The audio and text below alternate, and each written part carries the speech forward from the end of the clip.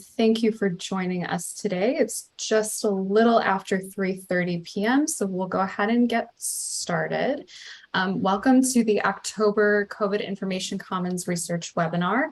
My name is Lauren Close, and I'm the Operations and Communications Manager for the Northeast Big Data Innovation Hub here at Columbia University. I'm also a leading member of the COVID Information Commons project team. The COVID Information Commons, or KIC, is a COVID-19 research collaboration platform brought to you by the Big Data Innovation Hubs and funded by the National Science Foundation's Convergence Accelerator. KIC brings together scholars from all over the country to share their research findings in the form of lightning talks, such as this webinar today.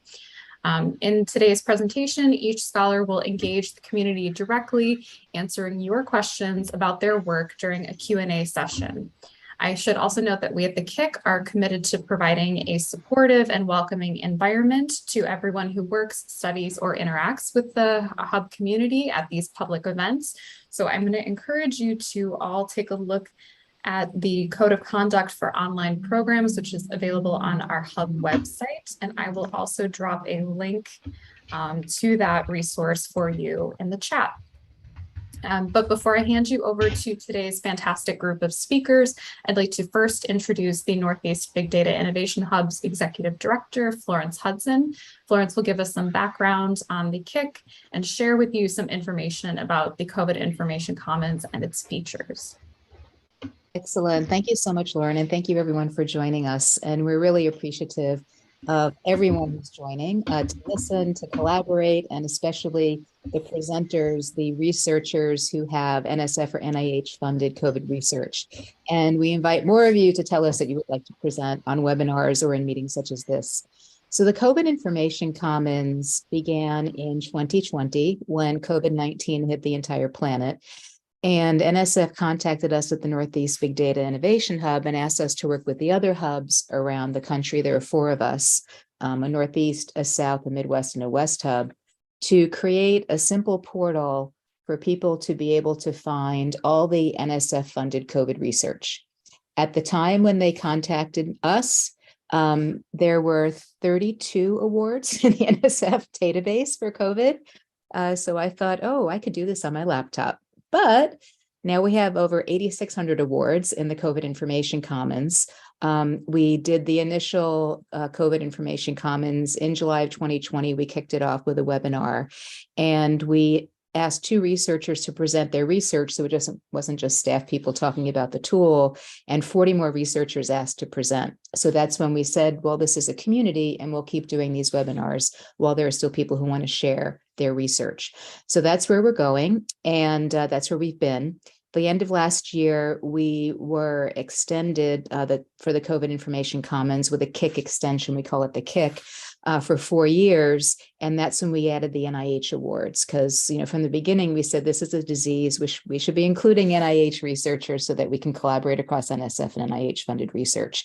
So now we have over 8,600 awards. We have multiple KIC search tools. We have the COVID Awards and PI database, and where you can find all these 8,600 awards. There are different faceted searches: NSF, NIH, state, institution, different things like that. We also have a Meet the Researchers tab, where we have the 111 previous lightning talks that have been done since 2020 that have separate videos. And we've also transcribed those into written English for the hard of hearing to be able to read, and translated those into Spanish, because we have a large Hispanic speaking population that we collaborate with in the hub and across the country and across the world. We also have lists of opportunities and resources, data sets from around the world across 6 continents so far, as well as groups and guides, and all of our events listed. We also provide a faceted search for the PI lightning talk, so you can look at COVID in data, COVID in biology, different things like that. So what Lauren is showing you is the KIC expanded to the 8,600 NSF and NIH awards, and you can see I'd say it's about half and half, just to be fair. And we're happy to have you use this at any time. Share it with all your friends around the planet. It's free, open information. If there are other data sets or groups or guides that you'd like to tell us about that we could vet and then add to the website, we would be happy to do that. And we also are very happy to have students volunteer with us. We actually love to have students either help co-moderate the Q&A or write a blog post afterward. If they can't make the event, we record it so they can listen to it and then write a blog post. And then they have a byline on the COVID Information Commons at Columbia University, which is kind of cool. And we love doing that. And we also are looking for people to give us feedback on the updated website. It's very similar to what we had before, but now it's NSF NIH. So we haven't had a lot of feedback because it's kind of like, oh yeah, I can just get to more stuff now. But if you do have any feedback, you can send us an email at info@covidinfocommons.net. And I really want to thank Lauren as our operations communications manager for the Northeast Hub for stepping up to manage all of these webinars as well, and helping us look forward as we move forward with the KIC. So thank you, Lauren.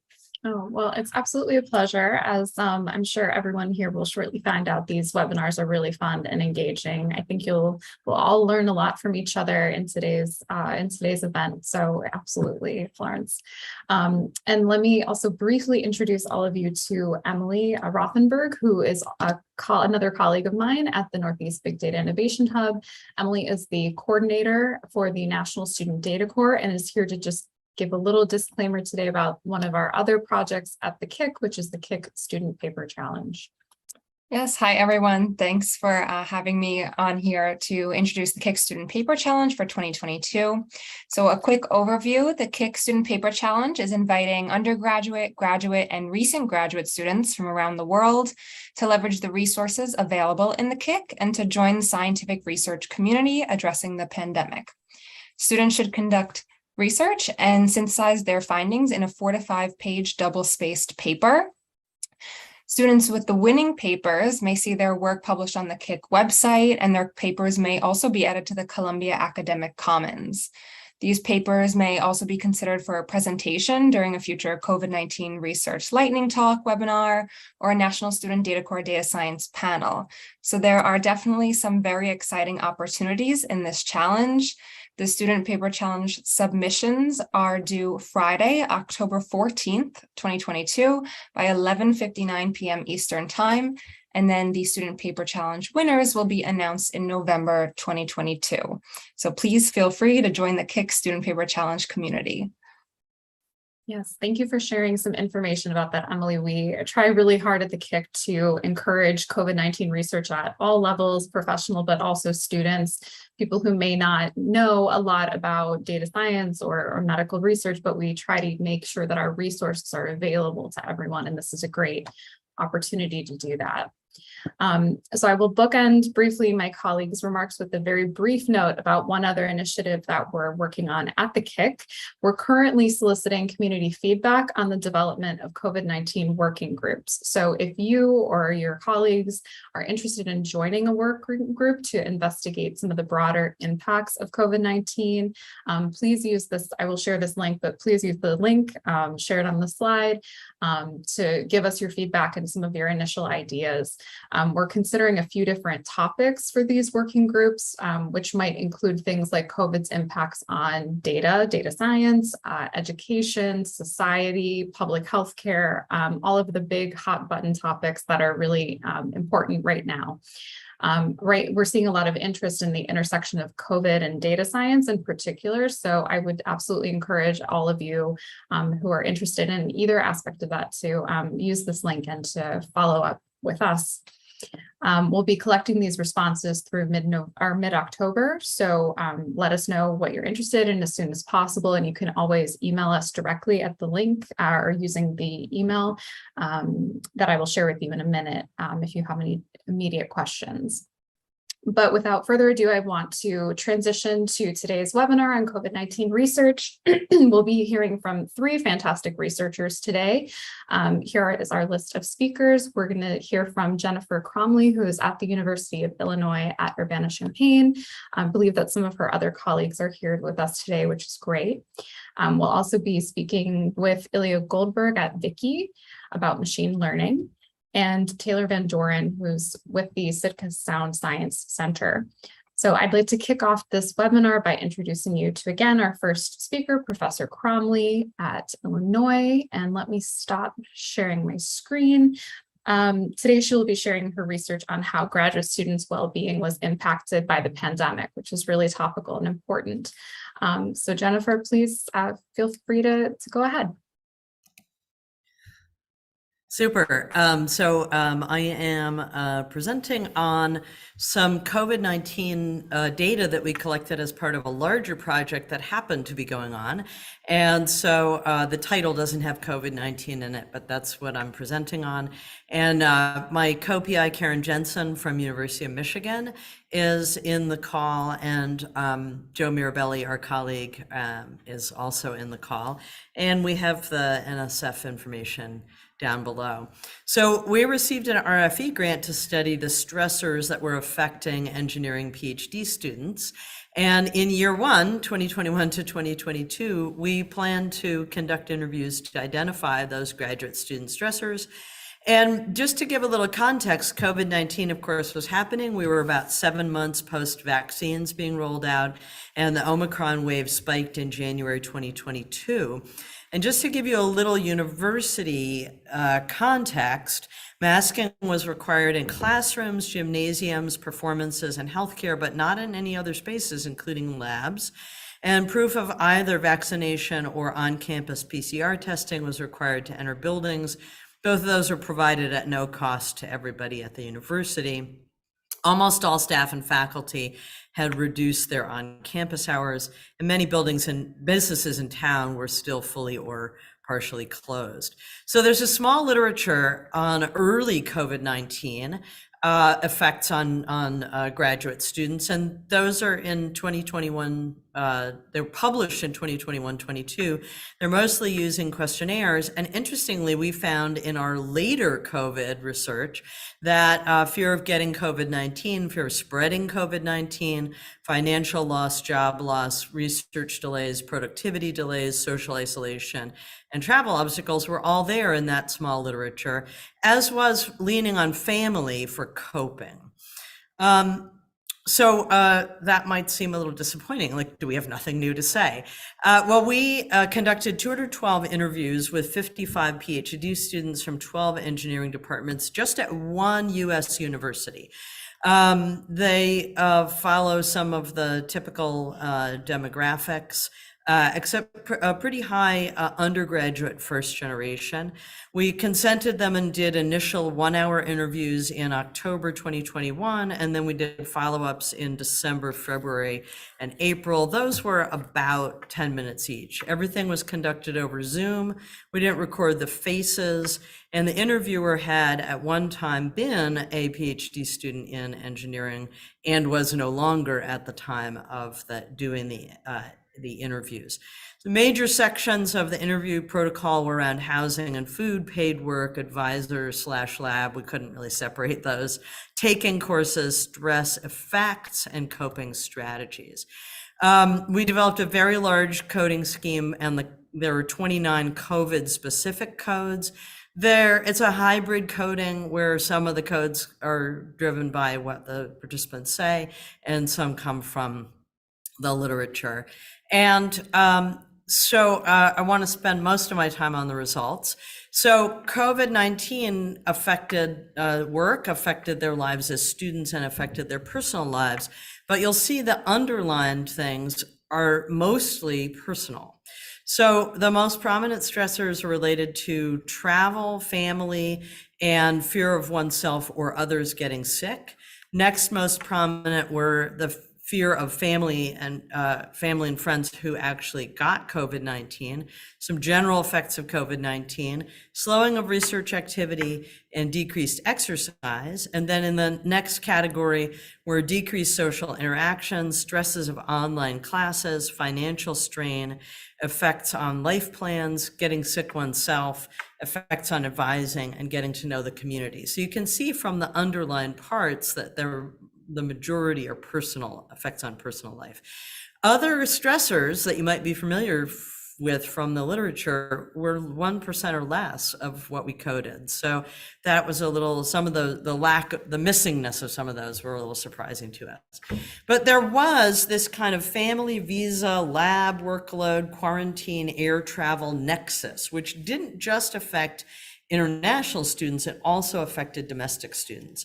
And so these doctoral students wanted to visit their family and sometimes felt stress from their families saying, visit, visit, visit, but they were hindered by visa rules, advisors saying, no, you can't take, a long time off. And also, I don't want you to get stuck in quarantine in your home country. The requirement to have a negative test before being able to come back.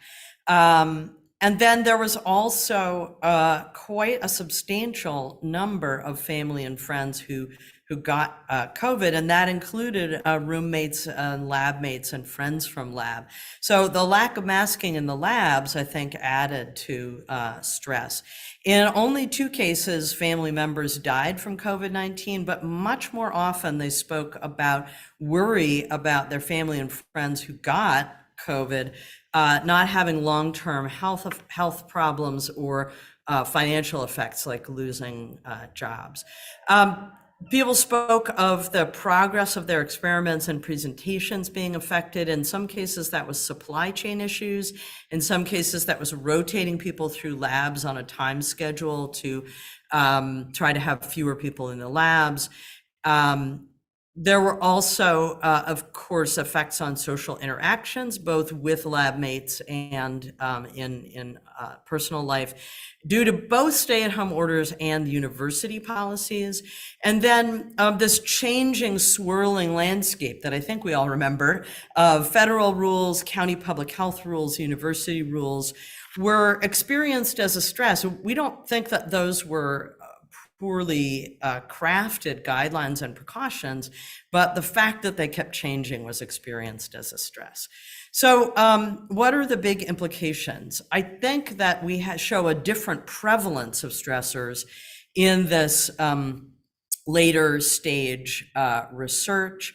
We think that a number of our findings, and looking back at other people's findings as well, are due to the specific population, the context, and the timing of the study. And I think a prominent example is if this research had been done on the West Coast, housing costs would have been a huge stressor. But we have a low cost of living where we did this research, and so it just didn't come up.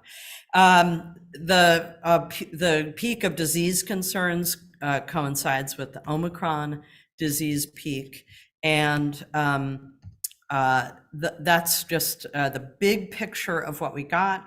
We're happy to provide a longer paper if anybody is interested.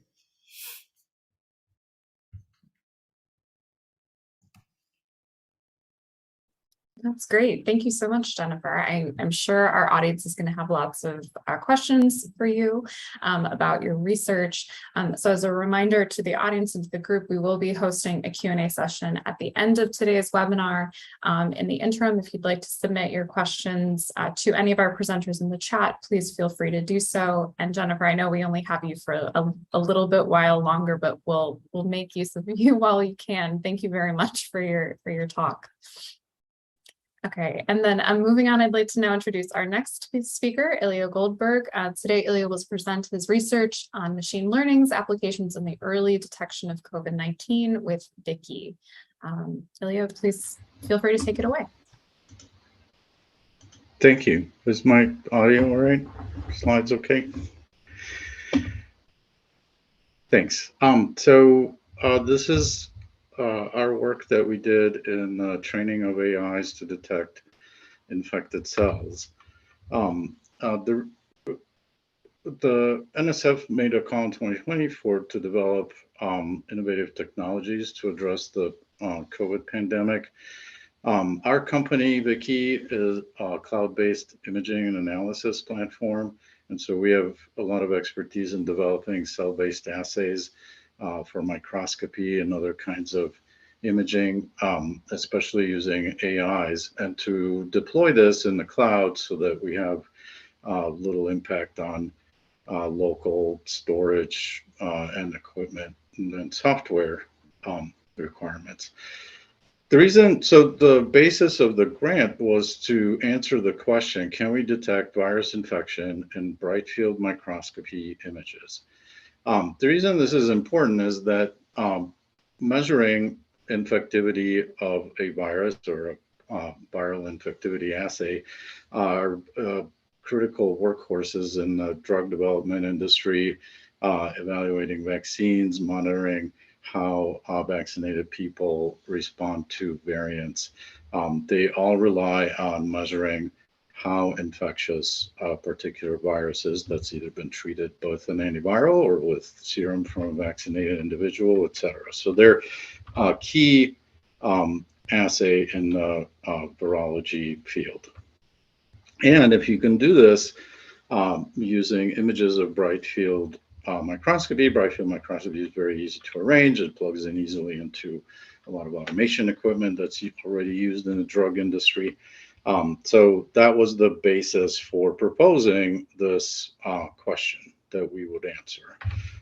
The reason why we thought we had a good shot at being able to detect these infections is because when people look at infected cells in the electron microscope, which we're looking at here, you see the development of these fairly large structures.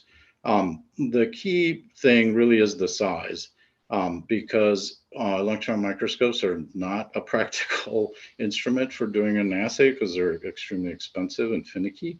But if you can detect things that are large enough, then you should be able to see them in a standard light microscope.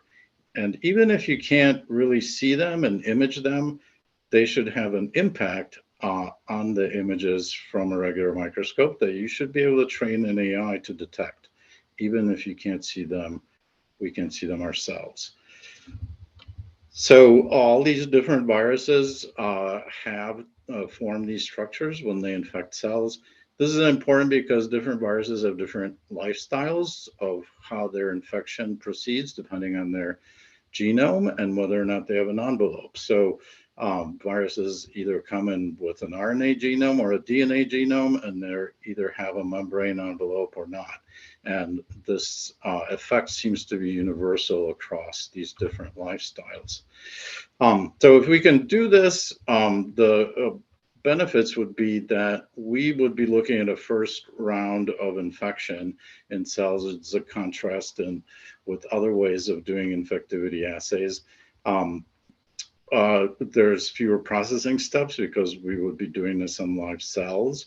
We would also, because the assay is read out by a machine, we would eliminate person-to-person variation.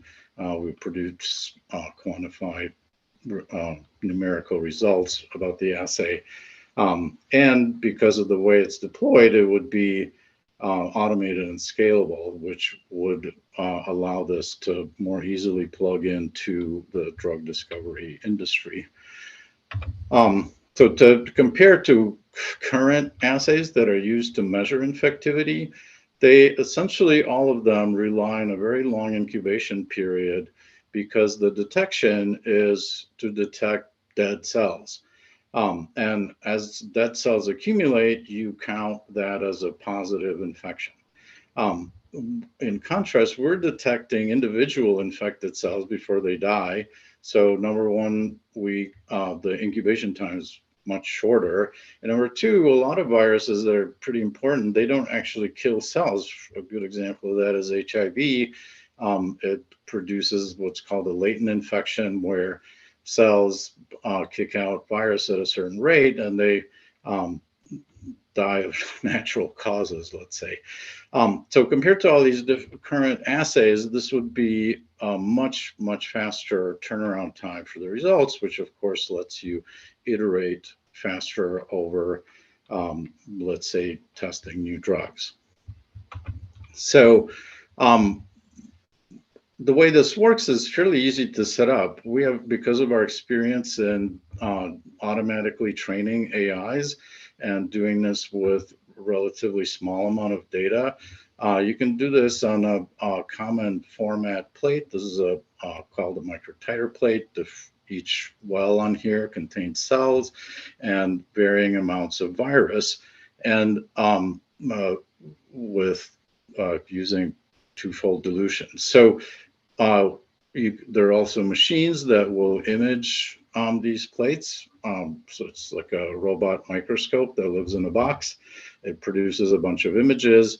These get uploaded, then all of this stuff happens automatically in the cloud. Importantly, there's nothing for the user to adjust in terms of how the AIs are to be trained. And then the result of that is a report of how well this worked, which is sent back to the researcher by email. An important thing here about AIs interpreting images is that, so on the left, we can see a microscopy image of cells that are uninfected and then much later an infection. And you can see that eventually, in this case at least, cells begin to die, and you can very obviously see that, and that's what most existing infectivity assays rely on. Whereas if you use an AI and you compare in the upper right uninfected versus infected cells at 2 hours, you can see by eye there's not a lot of difference, but the AI that's trained on to recognize infected cells can discriminate them fairly accurately. Later on at 8 hours, the accuracy increases. You start to maybe see some effects. In this case, this is influenza. One of the effects it has is it causes cells to fuse, and you might be seeing some events here. The other thing to recognize is that we haven't told the AI what to look for. We just presented it with images of infected and uninfected cells, and it figured out what the difference between those images is on its own. We don't really know what it's looking at. I mean, we can kind of guess or figure that out sometimes, usually not actually. That's kind of how a lot of AIs work. We don't really need to tell them what to look for. This is what you get back. It's an auto-generated report that explains how the AI training went and what its ultimate accuracy was.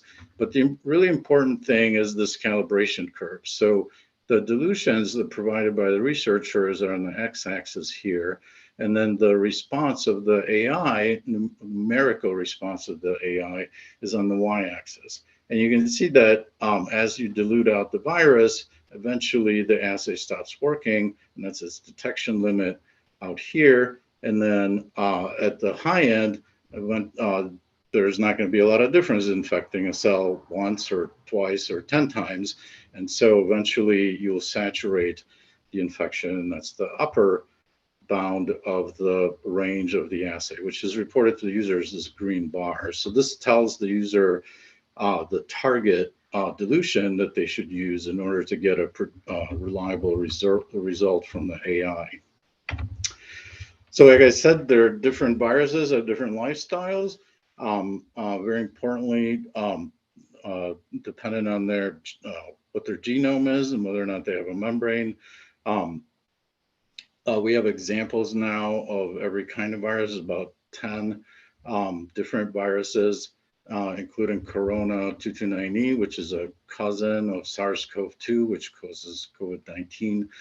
We haven't actually tried COVID-19. That's a high isolation virus. Those facilities are growing in number, but they're very highly oversubscribed still. But we do have on deck a couple of collaborators that will collect data on SARS-CoV-2 soon. But there's a lot of other important viruses in here that are of interest in for vaccines, drug discovery, etc. And they all work fairly well in our assay. So just to summarize, the being able to detect infected cells with bright field lets you have a very fast assay that has few processing steps. It's cheap and it's very fast turnaround. It's objective. It produces numerical results that don't vary from person to person. And it's scalable to automated drug discovery systems that are prevalent in the industry. If you're interested in more about ViQi or about this assay, there's some links down here to contact us or visit our websites. Lastly, I'd like to thank our collaborators. We jokingly say that we don't have a lab, we don't even have computers, everything's in the cloud. So we rely heavily on all of our wonderful collaborators in academia and in industry to provide us with to grow cells and infect them, provide us with images. Thank you. Thank you, Ilya. That's really interesting.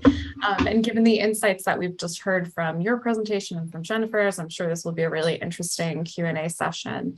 But before we get to that point, I want to turn the webinar over to our final speaker for today, Taylor Vandoren, who's at the Sitka Sound Science Center, who will be presenting her work on regional responses to COVID-19 in Alaska.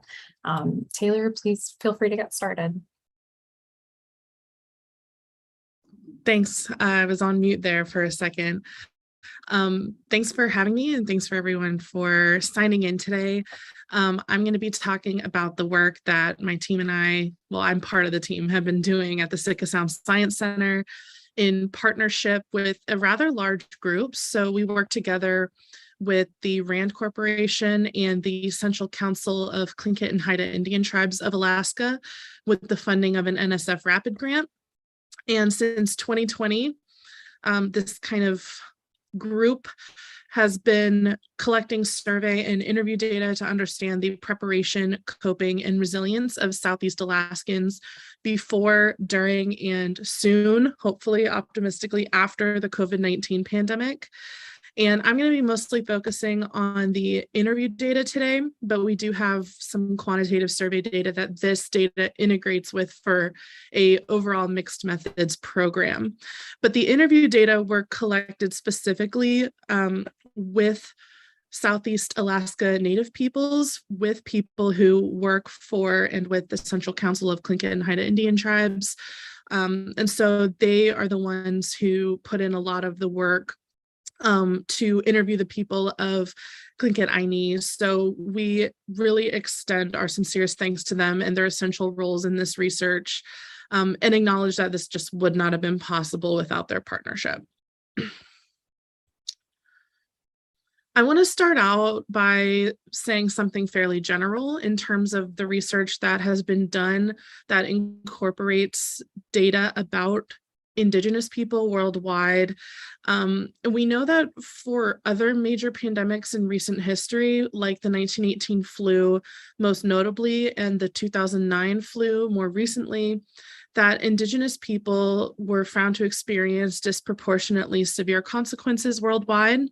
But actually, a lot is quite unknown about this because there's really a lack of detailed data that actually the broader, more general investigations were much more in favor for studying these pandemics. But the really high level research that paints with a very broad brush conflate the experiences of Indigenous people with non-Indigenous people. And so this leads to lack of detailed data, really broad strokes generalizations, and not a good understanding of how Indigenous people in any part of the world have experienced a pandemic in the last century. And one of the main drivers of our research is to work with the Indigenous communities and leaders of Southeast Alaska to better understand their preparation, coping, and resilience through both quantitative and qualitative methods. Again, in terms of general statements to kind of help frame this research, I want to say that circumpolar health disparities are often overlooked and homogenized by the high income nations to which those regions belong mostly. So Alaska belongs to the United States or is part of the United States. Northern Canadian territories are part of Canada. The Nordic countries, for example, all high income nations, etc. And the health inequalities that are experienced in the Arctic are exacerbated by human-driven climate change, leading to rapid environmental shifts that require similarly rapid cultural adaptations. It's hit or miss as to how rural communities experience pandemics. Sometimes they totally escape them, but when they get hit with epidemic or pandemic diseases, they tend to suffer disproportionately because of access to healthcare and other resources can become compromised. But we should consider the COVID-19 pandemic to be one such acute stressor that could exacerbate health, social, and economic stresses of rural Arctic populations. Resilience refers to the capacity to cope and adapt in the face of such stressors like a pandemic or other adversity, and is very flexible when it is culturally grounded. And we should seek to understand the coping and resilience to outside and emergent pressures through the ways people come together and lean on historical and traditional knowledge, networks, and other social relationships. So in this research, we wanted to understand how Southeast Alaska Native people prepared for and coped with the COVID-19 pandemic from the end of 2020 through 2021. And this was a really tumultuous time during the pandemic as vaccines first became widely available and major public health measures like social distancing, mask wearing, and vaccination were already highly politicized. Despite this, community-driven responses to the pandemic and the hard work of major organizations like the Alaska Native Tribal Health Consortium in Anchorage and the Southeast Alaska Regional Health Consortium administered vaccines rapidly, even to the most remote communities. And Alaska was the first state in the United States to make COVID vaccines available to every adult over age 16. To learn more about our research questions, the people working with us from the Central Council conducted 23 interviews with Alaska Native individuals across 4 communities. Sorry, I'm going to go back real quick because it shows where on the map these interviews were done and how many in each locality. So there were 5 in Sitka, 1 in Juneau, 6 in Cake, and 11 in Hoonah. And this is a really rich data source. Each interview was a couple hours long, and we have really good representation here from truly rural communities like Cake and Hoonah. Using qualitative thematic analyses, we're able to discern 4 main themes in these interviews that we wanted to discuss further in terms of coping and resilience. So we were able to discuss risk perception, socioeconomic and community impacts, adapting to public health guidelines and mandates, and coping. And since this is a rather short talk, I'm only going to focus on risk perception and adaptation to public health guidelines, but I have a lot more I can say about the other things as well, if you have questions. So in terms of risk perception, interviewees expressed that the pandemic caused them to form some new perspectives of their own lives and that they were more aware of their mortality than they ever were before. Most respondents, about 70%, expressed heightened concern for the health and well-being of youth, elders, and unhoused individuals in Southeast Alaska.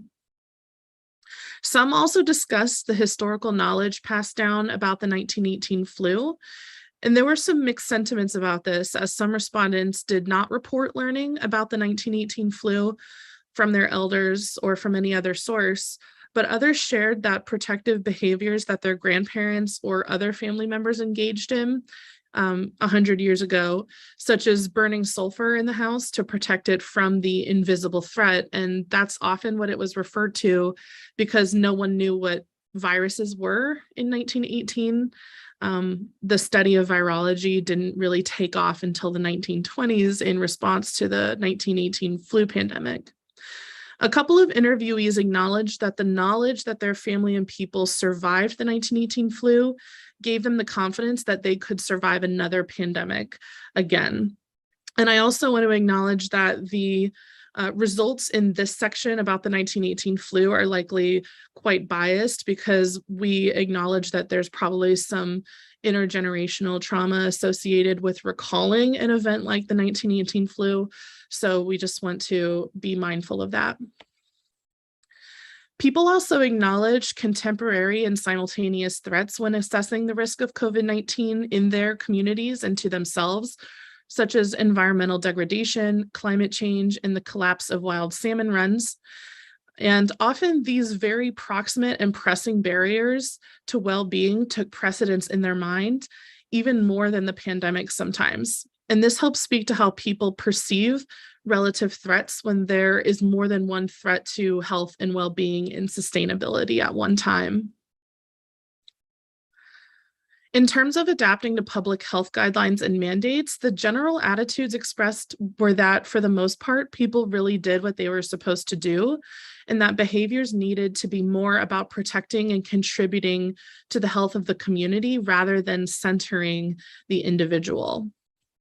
And one way that a lot of respondents, about half of them, discussed this was in their understanding and desire to get vaccinated when those vaccines became available. Vaccination was described as a pivotal adaptation to returning to normalcy and as a means to sustaining their native cultures and values. And during the pandemic, people connected with one another through electronic means, but the vaccines allowed them to return to their physical gatherings that were really important for community and relationship building. And across the board in the United States, people are more likely to respond to public health messages positively if it has a message that appeals to the individual rather than the community. So, for example, a public health message about vaccines that tends to work is you should get vaccinated because it will help you stay healthy, not you should get vaccinated because it will help your community stay healthy. It's really hard to communicate a public health message to 300 million people that emphasizes protecting other people. But this is the opposite of what we found in these smaller communities. They really emphasize the need to protect each other, and they put the needs of the community over themselves. And so through this adaptation of vaccination uptake, they were able to achieve that. So to conclude here, a lot of existing research on pandemic outcomes in Indigenous populations, or those that have a large Indigenous presence, led us to believe that the results of this research would be that the pandemic overwhelmed these small rural communities and led to disproportionately negative outcomes, such as high mortality or cultural disruption. And further, the generalizations from these previously existing studies are not made with the involvement of Indigenous people, but are rather observed through an outsider's point of view. But the interview evidence in particular that we've collected and analyzed here indicate considerable resilience and adaptive flexibility, and people explain that they relied on their cultural history, identity, and practices to achieve a coherent sense of community. And when assessed on a finer level, burrows with high Alaska Native populations were found to mitigate these threats relatively successfully.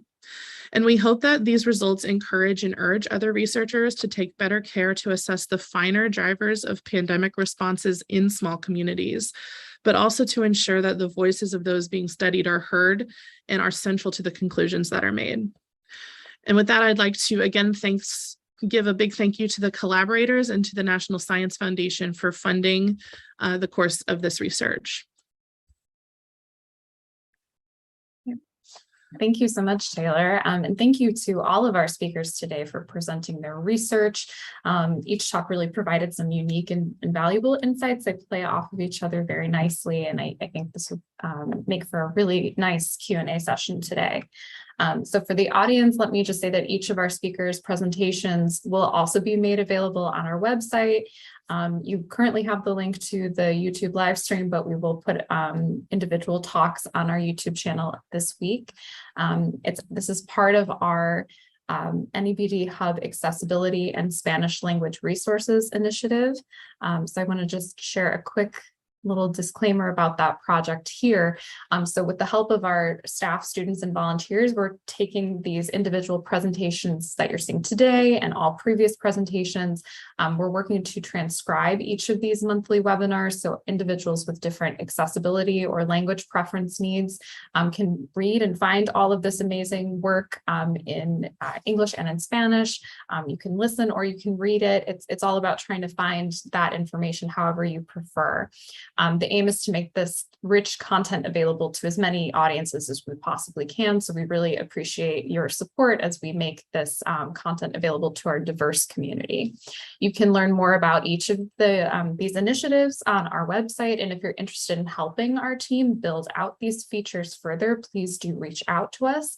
And I will drop info about these projects into the chat. And before we segue into the Q&A session with Florence, I also want to briefly share this information with our audience. There are many, many ways to take advantage of communications with the KIC, also with us at the NEBD Hub. So please check out our website, subscribe to our newsletter, follow us on all different social platforms. And of course, you can always reach out to us with questions, to make suggestions. So email us at info@covidinfocommons.net with all of your great ideas. And we will also share the details from this slide directly in the chat. So please peruse them at your own pace. We do love hearing from you and our community. So now I'd like to open it up to the Q&A from our audience. We have a couple of questions that were shared with us via the chat. So thank you for that. And otherwise, I'm going to hand it over to Florence to kick off the Q&A with some of her own questions for our speakers. Thank you very much, Lauren, and thank you to all the speakers. I find all your research fascinating, and I always learn a lot. Before I ask a couple of questions that we have written down, is there anyone who would like to ask a question live that's on the call today? Okay, then let's jump in. So Jennifer, I know you're going to have to leave, I think, at the bottom of the hour. So I'd like to ask a question of you first, if that's okay. It looks like you might be surrounded by other humans. You have your mask on. Is it okay to talk? Okay, great. So did your research see that students did your research see that students are more likely to report negative feelings and behaviors in periods immediately after university announcements regarding policy changes? And is there a finding that could inform the way universities respond to crises in a way that is supportive to students in the future? Yeah, that's a great question, and we have not analyzed the data in that way. But I think it would be sort of a timely moment to go back and document when did they make announcements about various changes. And, I think our university generally, the university is generally considered to be very science-driven, as proactive as they could be, not no knee-jerk reactions to changes elsewhere. At the same time, I think that the very nature of the changing pandemic, the different variants, how they were spreading, that it makes it very difficult to give much advance notice. I think that the major messaging was, this is science-driven, and that was generally received quite well. It's just that it did start to feel like whiplash. Yeah, I think a lot of people feel that way, whiplash. I think all of us have a little bit of PTSD from the COVID pandemic just because it was so traumatic. And there was just so much uncertainty. You just weren't sure. So, what's going up? What's going down? What about here? Should I wear a mask? What kind of mask? And should I get my booster or not? And what about, other issues coming from different things. So there was just so much uncertainty. And it's interesting you mentioned that the university that was involved in this work is a more scientific university, which is good. That's how they identify. It makes me wonder, I don't know if this was part of your study at all, but if there were any discussions that were initiated by or among the students as a result of what they were going through? Like, did it create other communities, so to speak, intellectual or other types of communities, as they were trying to support each other and themselves through this pandemic? Anything like that? Yeah, so for better or for worse, many of them I think were rather blasé about getting COVID. And Joe might actually be able to speak more to this, but I can't remember anybody talking about that. I do remember them talking about, well, 3 people in my lab got it, and feeling more nervous and feeling like they had to go into the lab to do their work. And at the same time, they were surrounded by undergraduates who maybe weren't taking quite the precautions, or other even graduate students who weren't taking quite the precautions. Very interesting. Joe, did you want to add anything to that before we move on? I think that summarizes it pretty well. I think the grad students, when these interviews were conducted, the Omicron surge of the pandemic was beginning, and they had a perception of the symptoms being more moderate compared to some of the initial waves. And a couple of them expressed that kind of contributing to this blasé attitude. Yeah, very interesting. Yeah, here in New York now, anyway, they're finding polio in the water. So, as I've been thinking of the confluence of pandemics, I don't want to scare anybody, but we're scientists, we can be clinical. And so, it makes me think about that. And I don't think that was part of your research at all, Jennifer and Joe, but if you have any comments on that, let me know before I bop over to Ilya, because I want to talk about polio on his page 9, because it looked like it had the most accuracy in the tests he was doing, and I want to understand that a little more. But did you have any thoughts about the confluence of pandemics, if you'll excuse the expression? We have monkeypox, polio, way too much. Okay, cool. Well, thank you very much. We really appreciate that. So Ilya, I loved all your data. I love data. Oh, that's right. We're a big data hub. But as I was looking at your page 9, I don't know if you'd like to share it again. Would you mind taking us through that a little bit and what those different results mean? Because I found it interesting. Maybe polio has been around the longest, so maybe that's why the accuracy is highest. But could you explain that a little bit? Sure. So what this slide shows, is it okay like this, or should I go? Anyway, Yeah, whatever works for you.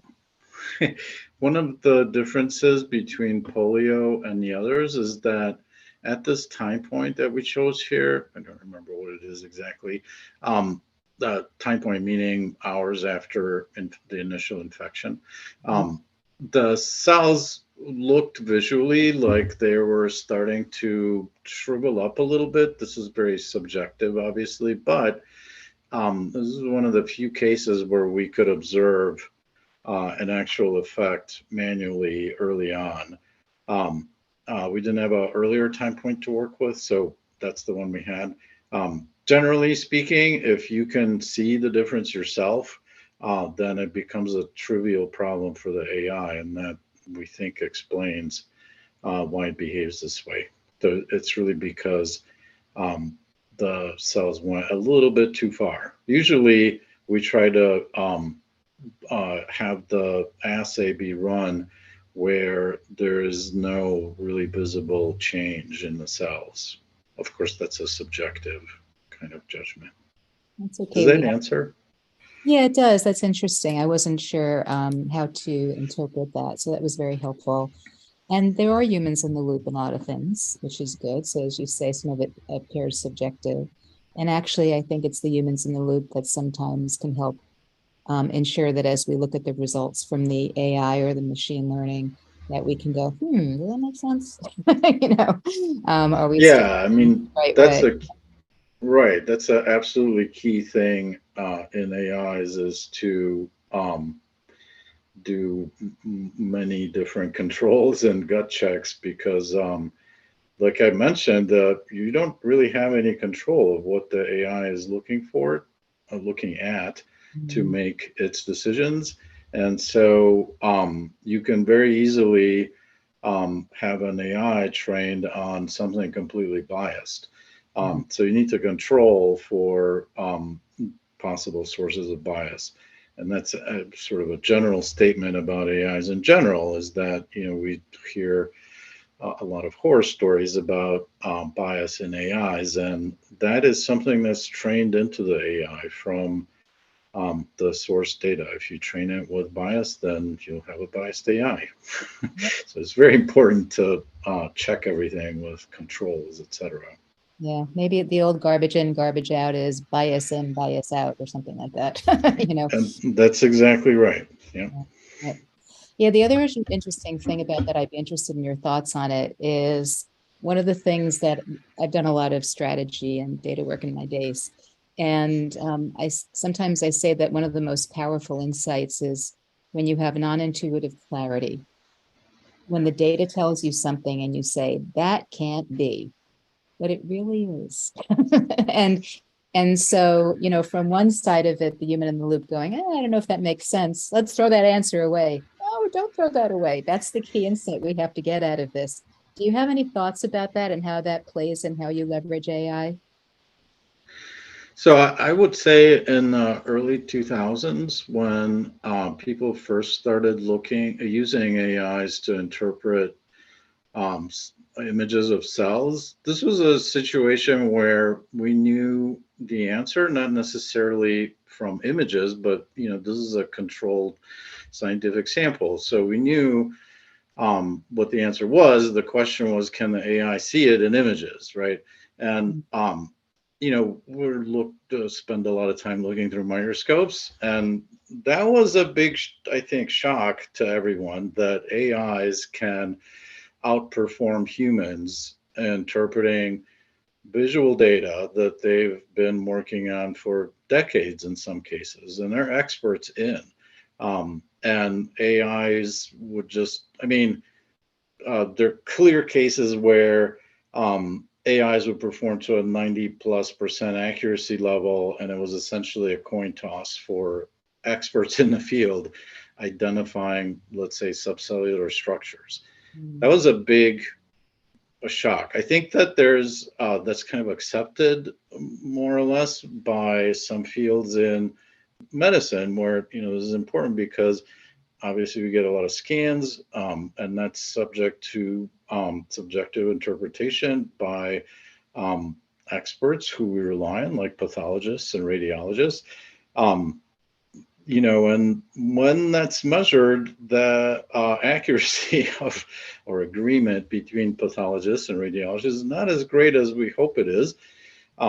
And so there's a big drive to use AIs for this, but there's still some reluctance in medical fields, I would say, to accept that AIs can outperform pathologists and radiologists, whereas that's kind of old news in cultured cells. So that's one. Does that address your question?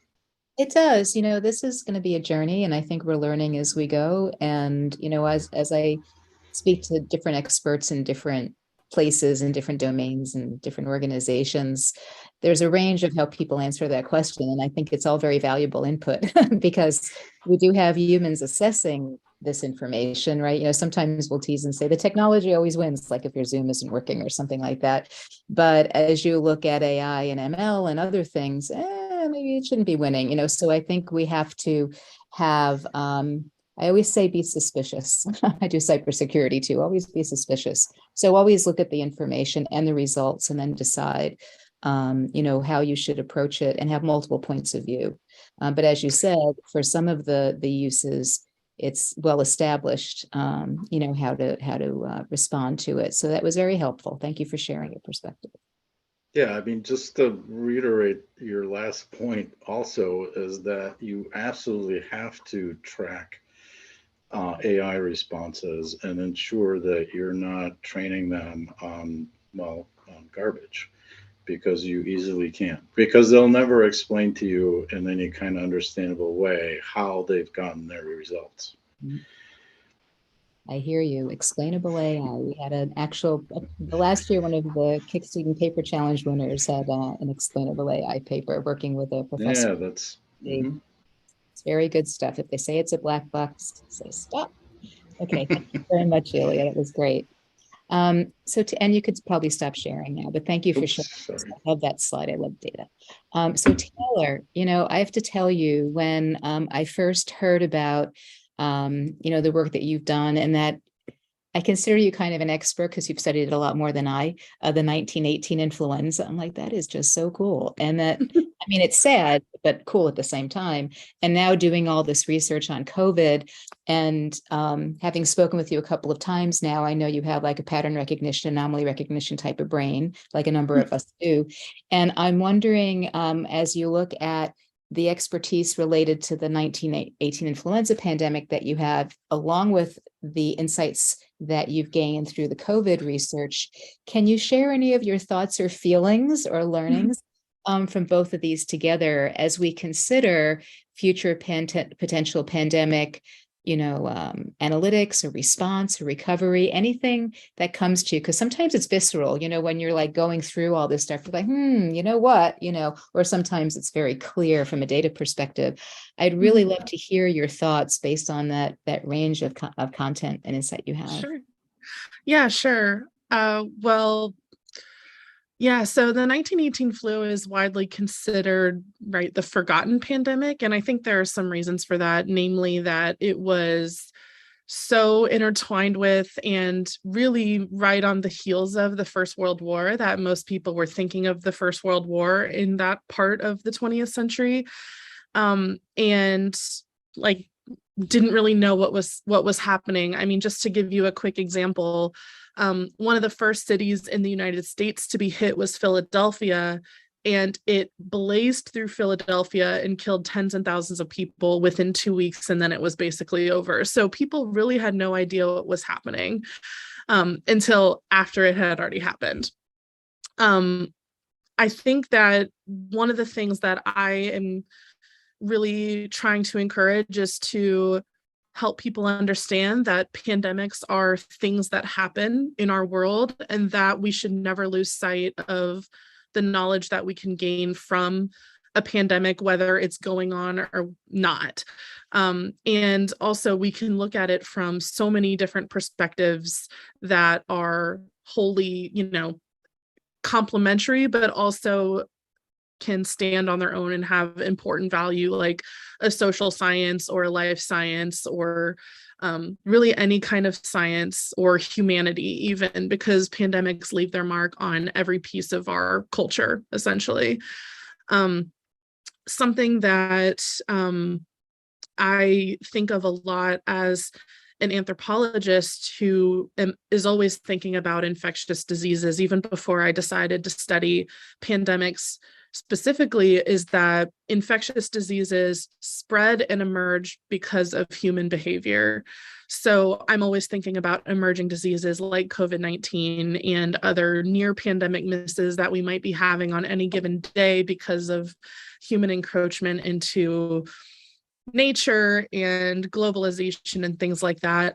And so what I really hope moving forward, and there were a lot of threads that I'm going to try to pull together here at the end of my answer, what I hope moving forward is that we can think of more, cohesive ways to prepare for pandemics, knowing that this is going to happen again, because 3 to 4 flu pandemics per century plus other emerging diseases, this is going to happen again.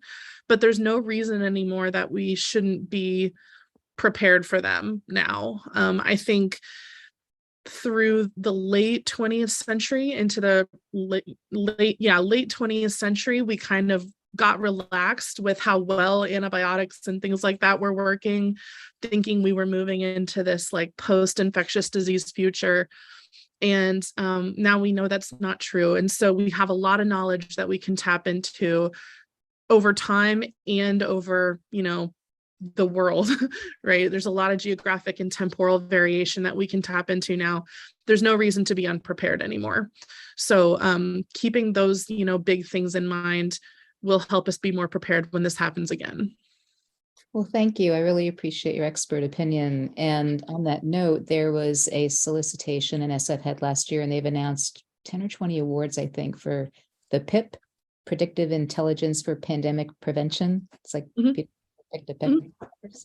And so they actually, those awards show up in the KIC now because, they talk about pandemics and things like that. So that actually might be an interesting discussion after they get some of their research going, and it might be have a discussion with them about that. So thank you for your perspective on that. Of course. One more follow-up question. Oh, I'm sorry. Go ahead. Oh, no, I wasn't going to respond. No, that was it. So are there elements of your research which can be applied to other global crises that would have an outsized effect on Native Americans, such as climate change or natural disasters? Yeah, so something that I think about now that I've moved into the Arctic region of the planet and, focusing on pandemics in the Arctic is that something I've noticed a lot is that research on emerging infectious diseases is often focused on the tropics, and not a lot is focused on the Arctic. And there's always kind of this fear mongering that goes on about emerging diseases in the Arctic, like things that are trapped in the permafrost that are going to come out of it. And now we know that the Arctic is changing up to 4 times as fast as any other region on the planet. And so I think that that combined with the threats of climate change, and it's anthropogenic climate change, so again caused by humans, so we could even study climate change through an anthropological lens. The idea of emerging infectious diseases and the rapid cultural adaptations that will be needed to deal with environmental change go hand in hand with emerging infectious diseases. And since the Arctic is a place that's changing so rapidly, that is kind of a perfect way for disease ecologists to use kind of all these realms of knowledge to better understand the threat of emerging diseases and pathogens in the Arctic, but also integrate those with anthropology and sociology and life sciences, virologists, bacteriologists, any kind of ologist who studies pathogens. So, yeah. Ologists and omics. Yep. Yep. Omics especially very hot right now for Very a good hot. reason. Yeah. I agree with you. Well, thank you for your perspective. Ilya, if we could go back to you. So were there specific metrics of success that had been developed for model training and validation in your work? And if so, what were they, if you can share them? And could you discuss how they helped you throughout the process? So we generally try to not invent anything new in that area because they're well-established metrics of success for these kinds of assays. So like the charts that I showed with the S-shaped curve is the similar kind of chart as it's a calibration curve is done for almost any kind of assay in experimental science.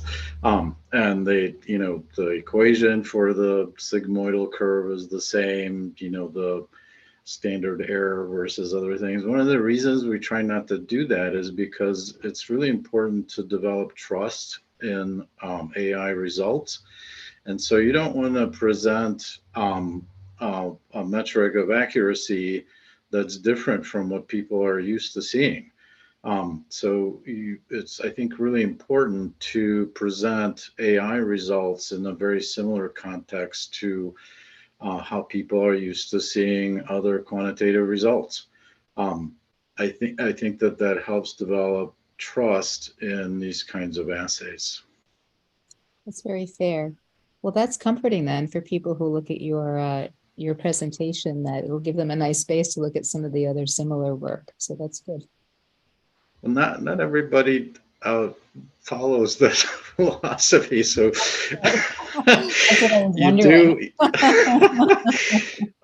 you do see metrics of AI performance that are hard to shoehorn into, well, what does that mean compared to these other assays that I do in the lab? Yeah. Right. So in the lab, I think you have, but AIs are of course used in other fields and where you don't really have, let's say, quantitative results. It was all kind of subjective before, right? So, yeah. Yeah. It's interesting, as I talk to people in different domains regarding AI and machine learning, there are some domains where they're working with, I'll say, the same kind of data over and over and over again for many, many years. And it's kind of a contained environment. And so some of those scientists and researchers say to me, or have said to me, well, we develop our AI and ML algorithms and then we just lock them. And I get all nervous when I hear that because I think the environment is changing, the information might be changing, you may get new insights, you may identify bias. So I feel like you have to keep looking at these things. It's like kids, like I say, oh, they're fine, I put them to bed, So I'm wondering if either of you or any of you have any thoughts on that. And if you've seen, those different perspectives, that sometimes it's like, yeah, you just lock it, it's fine. I hear a little bit of that in what you're saying, Ilya, maybe I'm wrong, or how you need to actually make sure that you're keeping an eye on a changing environment, changing data, what data should be included, how you should look at it, new insights, or any of that. So if either of you have comments on that, I'd appreciate that. So the FDA has tried to achieve some clarity of thought in this area because they're faced with AIs being used in radiology and pathology as medical devices that help with diagnosis. And so far, they've been extremely strict about your AI has to absolutely produce the same numerical result, given certainly the same image, and images from controlled sort of data sets. So they have a working group where they're, because there's a lot of interest in when we want to have our AI sort of continuously trained, right? So there's a recognition, which I think is very important, that you can't just, because you can sort of, it's like the boiling frog, right? I mean, you can very, very slowly drift an AI off the track, right? And because your data is like a circular thing, and you can, in the end, end up with an AI which is like completely bogus compared to what you started with. So that has to be done in a very controlled way.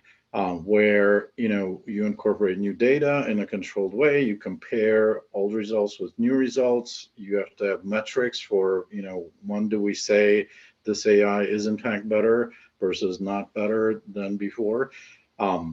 So yeah, I mean, we do this kind of thing because we're faced with variation. I mean, day to day, phase of the moon, etc., your cells are going to look slightly different, and the AI may respond slightly differently to them. So one of the parts of our sort of assay development I didn't go into was to measure the reproducibility. So, as a quantitative output, right? So you compare AIs trained on different data sets, and you measure their performance and have sort of cutoffs for, this isn't good enough and this is okay. And then you can retrain an AI and by incorporating more data, right, across different phases of the moon so that it is not sensitized to those. So those kinds of things we do. Again, you have to do them in a controlled environment because you can very easily introduce bias and just derail the whole thing. Yeah, just to follow up on that before we go to Taylor on this question. I do a fair amount of work in connected healthcare. I'm leading an IEEE Underwriters Laboratories global working group on clinical Internet of Things, data and device interoperability with TIPS, which stands for Trust, Identity, Privacy, Protection, Safety, and Security. And we're looking at, SIMD and SAMD and, at AI at some point.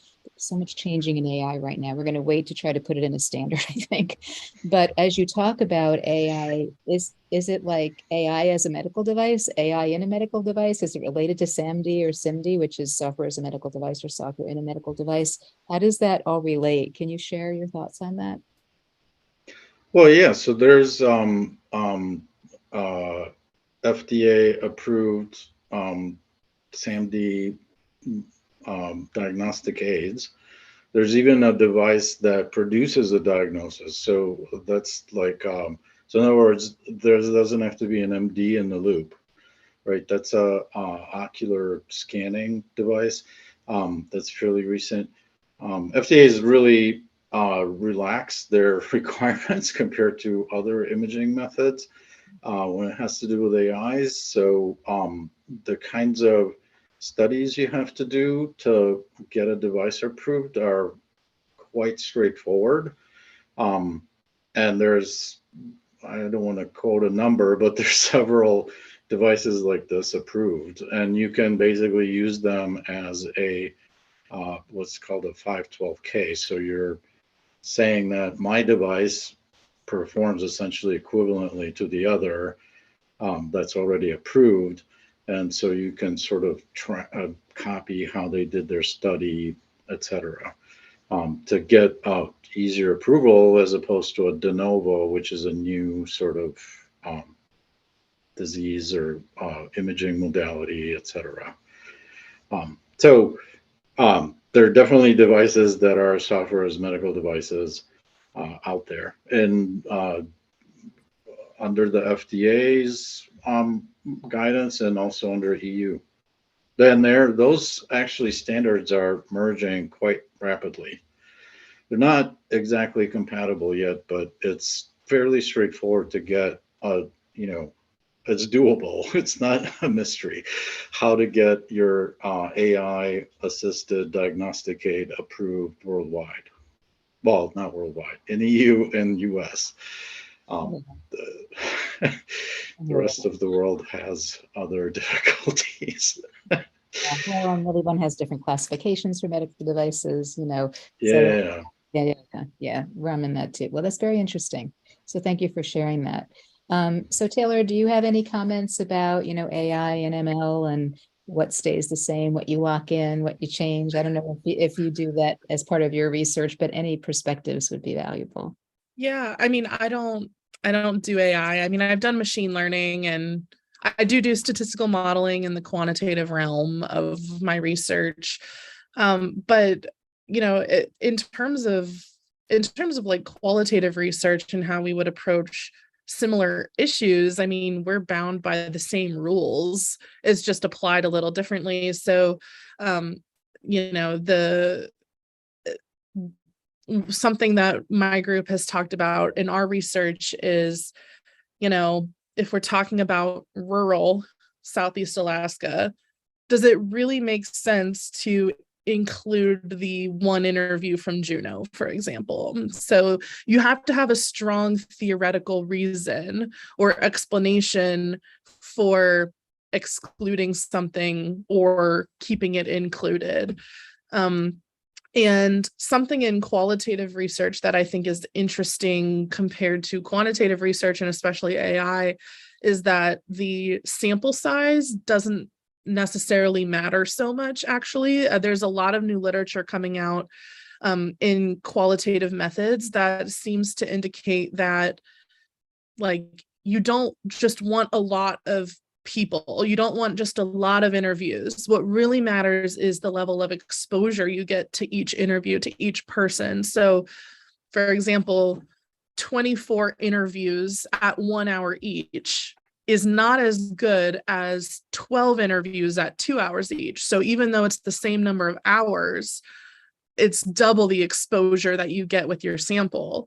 So, I'm not sure if this is quite answering the question or if I'm even on the same topic anymore, but I think, in terms of just making sure that your sample is the best that it can be and that the answers you're getting are what you think they are. I think that, mentioning this little qualitative piece is really valuable, because I'm not going to have a lot to add to the discussion of AI, and everything that you just said about AI, I think can be useful for machine learning too. So I thought I would just add kind of a different perspective on data quality and how you assess, like, if your data is good, and we're always hoping that our data is doing what we think it's doing. So that kind of stuff applies to qual research as well.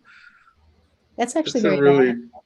Yeah, go ahead, Ilya. Yeah, those are awesome points for AI in terms of data quality. So the curation of your training set is like paramount in your AI training. So if you, and that's introduction of bias, the sort of covering the variation that you would have,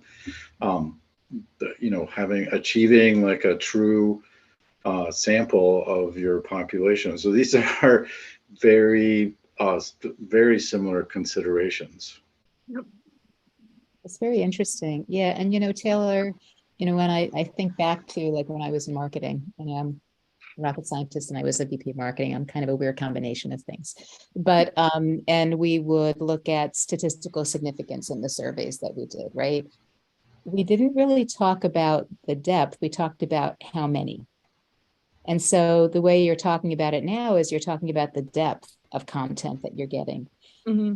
Very interesting. So is that something that I just didn't know at the time?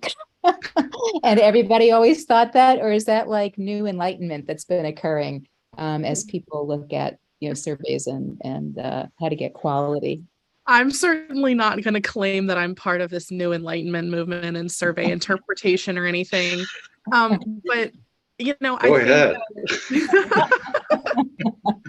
Well, so I think this really speaks to just making sure that in a lot of ways our brains are not so good at the statistics part, but we're really great at the interpreting part. Our brains are really, really good at that. And so to me, this comes down to the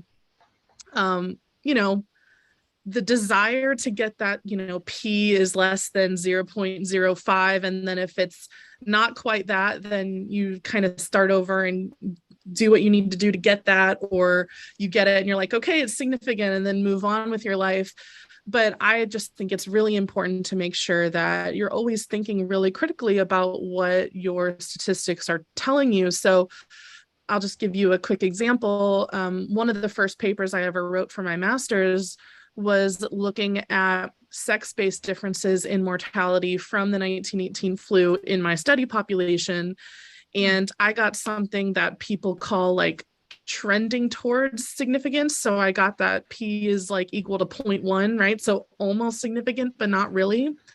And so I took that as an opportunity to instead use some qualitative data to discuss gender roles and how gender roles determine behavior and how that could expose some people more than others to this flu, and eventually lead them to die from it or not. And so I didn't get, a significant value, a statistically significant value. And I was doing a logistic regression at the time to try to answer that question. But the statistics isn't the whole story. There's a lot more that you can dive into to, explain the context for this. And so, yeah, I mean, I'm not going to claim that I came up with this because I obviously did not. I think that it's, it's easy. Maybe, no, it's not. None of it's easy. I think what I would encourage is just to, think hard about what your statistics are telling you, really. And I think the fun part as a social scientist is coming up with the story, using evidence, of course, but coming up with to tell a story about what your data are saying. Yeah. There's nothing magical about statistics, and people kind of say, well, AI is just statistics on steroids.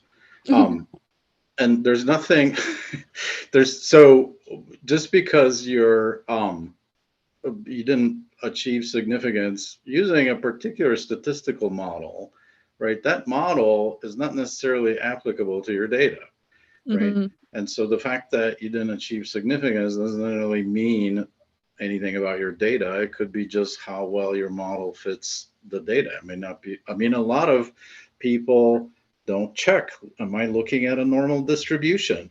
I mean, right. A lot of these distributions are very skewed. And so most of the basis of statistics is based on normal distribution, and those things fall apart. If you don't have a normal distribution to your data, very few people check if their data has a normal distribution or not, right?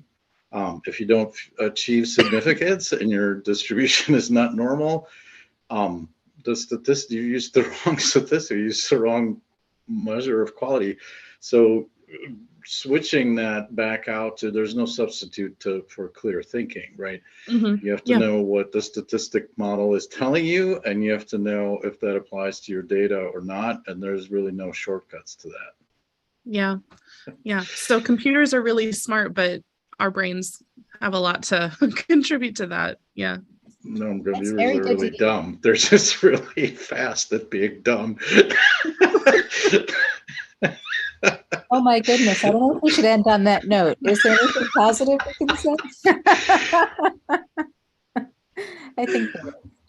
Are there any other questions or comments for our researchers or from the participants in the audience? Okay, great. Well, this has really been fascinating. And even in the prep session that we had, we were talking like this. It was a lot of fun. And that's really what our goal is in not just having fun, but in the COVID Information Commons is to have this be a collaborative community so that we can enable research collaboration, learn from each other, identify insights that could be valuable going into the future, and potential partnerships and discussions that can be had. So if anybody has any other ideas on that, feel free to let us know. We love hearing from you at info@covidinfocommons.net. And I want to thank all the researchers, all the participants. Lauren, thank you so much for setting this all up and running it as always, and impeccable. And Emily, thank you so much for leading the student paper challenge. I'm really excited to see what the students come in with. And Taylor, thank you for being one of our mentors too. It's been very. Oh, of course. That was a lot of fun. It was a lot of fun. Yeah. And I think the students really enjoyed it too. And any of you that want to be a mentor or a judge, we do these types of things every year. And it's really, I find it very valuable to see what the students are thinking, what problems they want to try to tackle. Last year in our student paper challenge, which was the first one that we had, one of our, the third place student was actually a high school student who was also taking math classes at the University of Minnesota for 3 years already. So he proved that he was actually also a university student. And he did some really fascinating primary research. God bless him, and it was very cool. So it's really glad to see what they're starting to think now and how they'll help us in the future. That's how I look at it, right? So thank you very much, everybody. Any other comments or questions before we go? Okay, good. Well, everybody, as always. oh, yes. Everybody be safe, and we'll look forward to seeing you again. Thank you. Bye-bye. Thank you. Thanks for organizing this. And thanks Thank for you. the great questions too. Yes. Yeah, definitely. Excellent. Well, thank you so much. We love this part.